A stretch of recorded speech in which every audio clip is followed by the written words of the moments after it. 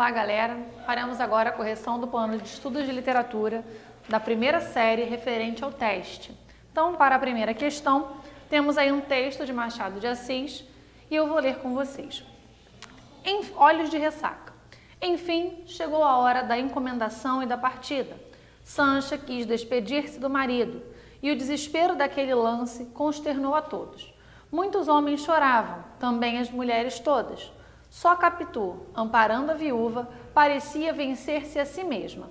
Consolava a outra, queria arrancá-la dali. A confusão era geral.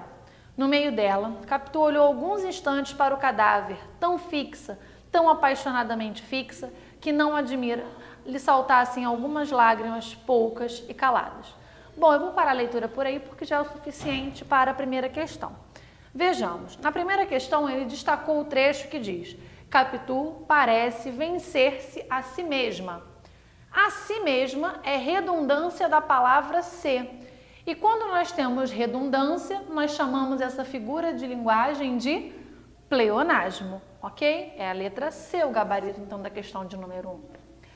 Texto 2. Considere o poema O Parto, extraído do livro Campo Sem Base, de Nauro Machado. O parto. Meu corpo está completo, o homem, não o poeta. Mas eu quero, e é necessário, que não me sofra e me solidifique em poeta, que me destrua desde já o supérfluo e o ilusório, e me alucine na essência de mim e das coisas, para depois, feliz e sofrido, mas verdadeiro, trazer-me à tona do poeta, com um grito de alarma e de alarde. Ser poeta é duro e dura, e consome toda uma existência. No verso ser poeta é duro e dura, há uma figura de palavra denominada paronomásia, que é a aproximação de palavras com recursos fonéticos e fonológicos semelhantes, mas de classes gramaticais diferentes. Identifique as palavras envolvidas nesse recurso e relacione-as às suas respectivas categorias morfológicas.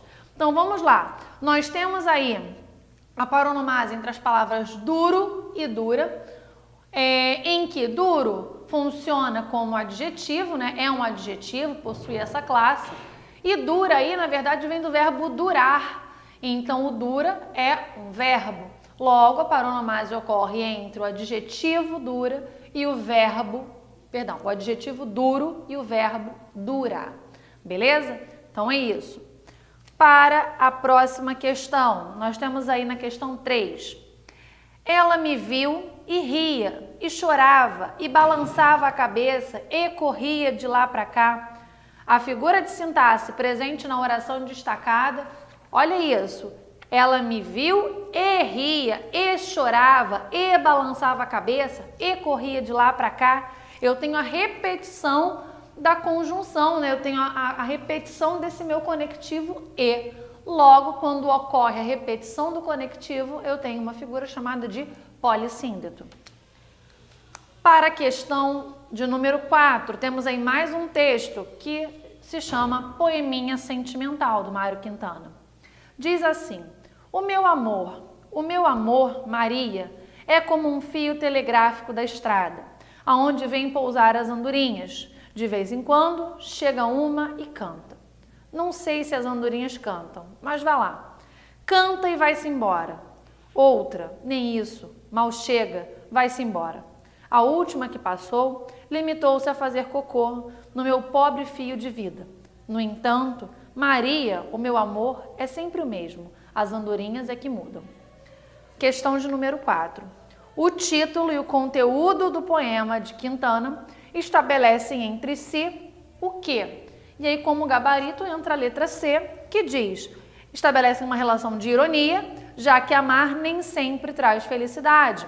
A quem ama e as desventuras amorosas podem ser encaradas sob um ponto de vista do humor. Tá? Então, é uma questão mais interpretativa a respeito desse poema do Quintana. Agora vamos para a questão 5, também a respeito do poema de Quintana. Nos versos destacados do poema de Quintana, limitou-se a fazer cocô no meu pobre fio de vida. Os termos em negrito podem ser substituídos respectivamente, sem prejuízo de entendimento, por um eufemismo e por uma metáfora. Então você vai substituir esses dois termos que estão aí destacados por um eufemismo, né? Ou seja, a gente vai amenizar a expressão e depois a gente vai fazer a metáfora, que é essa ideia da comparação. Logo, como gabarito, né, respectivo para essas duas informações, para essas duas expressões destacadas, você tem como gabarito a letra A. Você vai substituir a primeira por defecar e a segunda por humilde existência. Agora, considere o texto 4 e responda as questões 6 e 7. Canção de outono. O outono toca realejo no pátio da minha vida. Velha canção, sempre a mesma, sob a vidraça descida. Tristeza? Encanto? Desejo? Como é possível sabê-lo? Um gozo incerto e dorido, de carícia a contrapelo. Partir, ó alma, que dizes? Colhe as horas, em suma, mas os caminhos do outono vão dar em parte alguma. Outro poema de Quintana, né? E aí nós temos na questão 6. No poema de Quintana, identifique duas possíveis figuras de linguagem. Então, olha o que nós temos. Logo na primeira, o outono toca realejo, né? Quando eu falo outono toca realejo, eu tenho aí uma personificação desse substantivo, né, do outono. Eu estou personificando, então eu tenho uma prosopopeia ou personificação. Existe uma figura de linguagem aí nesse verso. E nós podemos encontrar outro aí, quando ele diz assim, um gozo incerto e dorido, né? Quando ele utiliza essa palavra do gozo, que ou seja, seria esse ápice, essa felicidade, mas ao mesmo tempo dorido. Então, incerto e dorido, né? Então, seria aí também uma antítese, né? Uma oposição. Então, as figuras prosopopeia e antítese. Para a questão 7. A expressão latina carpe diem significa colher o dia, aproveitar o momento. No poema de Quintana, o eu lírico aconselha o interlocutor, a alma, a fazer o mesmo. Reescreva o verso que traduza no poema esse conselho e responda que figura de linguagem é possível se deduzir dessa substituição. Quando nós dizemos assim, ele diz acima, colhe as horas em suma. Se eu estou falando que é a alma que vai colher as horas, eu tenho novamente o quê? Uma personificação, né? A ideia da prosopopeia, a ideia de personificar esse substantivo alma que é colocado no texto, ok? Vamos lá para o texto 5, que é mais um poeminha aí, que se chama Quadrilha, é um poema bem conhecido, e diz assim, João amava Teresa, que amava Raimundo, que amava Maria, que amava Joaquim, que amava Lili, que não amava ninguém.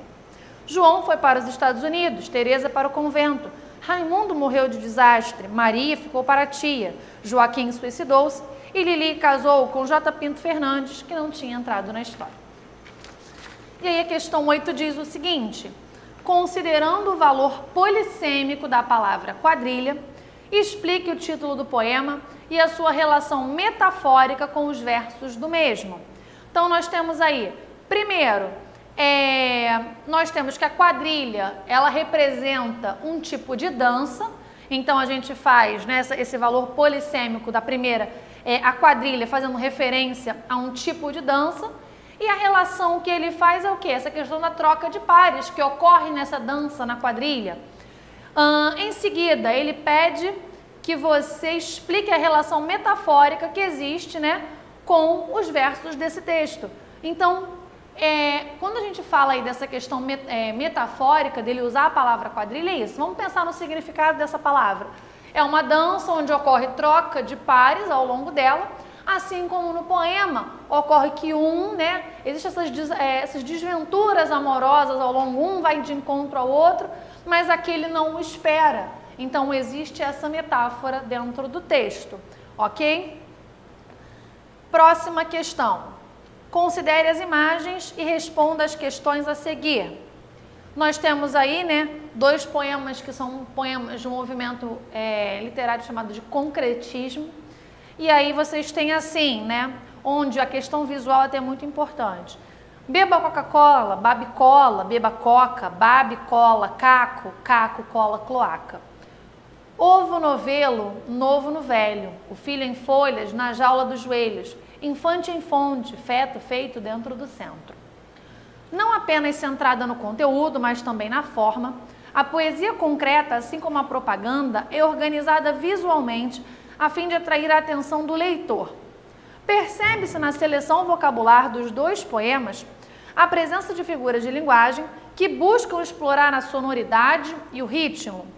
Estas figuras de linguagem são, respectivamente, então vamos lembrar das figuras de som, as figuras sonoras, que são aquelas onde você percebe através da fonética, né? O ritmo, ele acontece em virtude da repetição. Então, qual é a figura que você tem aí? A aliteração e a assonância.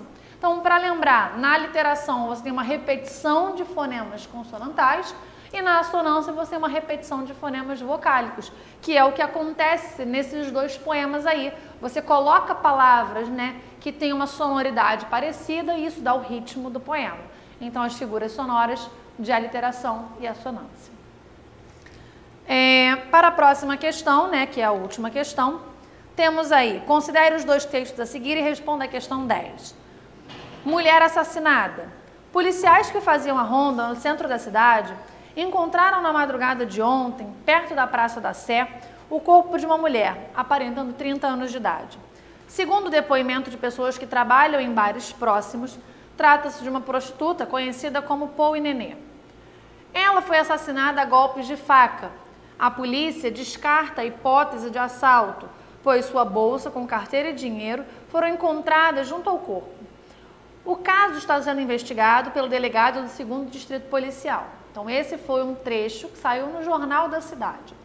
Agora, vamos ler assim, agora um texto novamente do Mário Quintana, que diz, pequena crônica policial. Jazia no chão sem vida e estava toda pintada. Nem a morte lhe emprestava sua grave beleza. Com fria curiosidade, vinha gente a espiar-lhe a cara, as fundas marcas da idade, das canseiras, da bebida. Sem nada saber da vida, de vícios ou de perigos, sem nada saber de nada, com sua trança comprida, os seus sonhos de menina, os seus sapatos antigos. Questão 10. Que aspectos distinguem os textos 1 e 2 a partir da análise dos mesmos, considerando a sua linguagem?